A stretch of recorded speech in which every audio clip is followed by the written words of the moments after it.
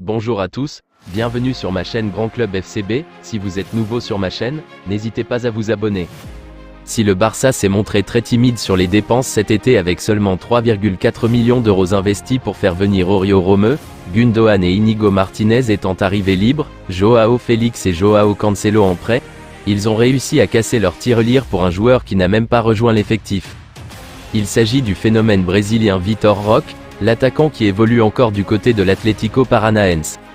Acheté pour plus de 40 millions d'euros, le joueur issu de la génération 2005 continue sa progression au pays, avant de rejoindre l'Espagne soit au mois de janvier, soit à l'été 2024, en fonction des finances de l'équipe.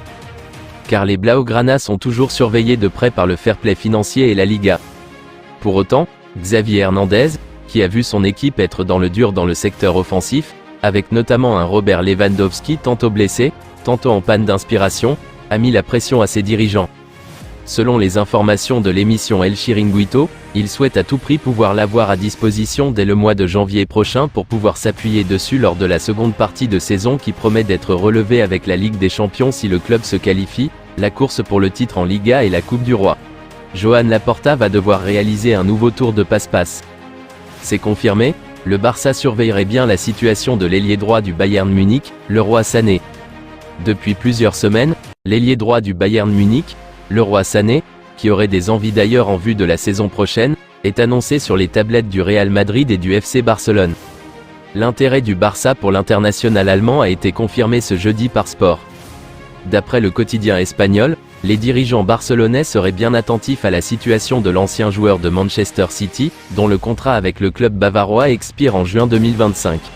Bonne nouvelle pour le champion d'Espagne en titre dans ce dossier, Leroy Sané a le même agent que Marcos Alonso, avec qui le FC Barcelone entretiendrait de bonnes relations. Mais à l'heure actuelle, il n'y aurait rien de concret, juste de l'intérêt. Prêté en première ligue à Brighton, Ansu Fati retrouve peu à peu ses sensations et prend de l'importance dans le 11 de Serbie, une situation qui profite au Barça. Malgré un début de saison difficile, Ansu Fati enchaîne les rencontres et totalise déjà 4 buts, dont un contre l'Ajax hier soir en Europa League. Malgré tout, son entraîneur Roberto de Serbie en attend plus de son jeune joueur. J'attends toujours plus d'Ansu Fati. Oui, il a très bien joué, mais après le deuxième but, il a eu des occasions de marquer à nouveau. Il faut qu'il pousse de plus en plus. Une situation qui profite au Barça, qui surveille l'évolution de son joueur de près. Dans une interview accordée à Sport, le coordinateur football du Barça, Bojan Krkić est heureux des progrès de Fati. Je suis revenu très heureux de Brighton. J'ai beaucoup aimé l'entraîneur et son staff. Je connais l'entraîneur adjoint depuis mon passage à Milan. En fait, nous restons toujours en contact.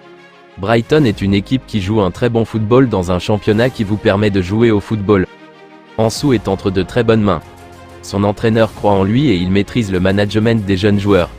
Il est très heureux.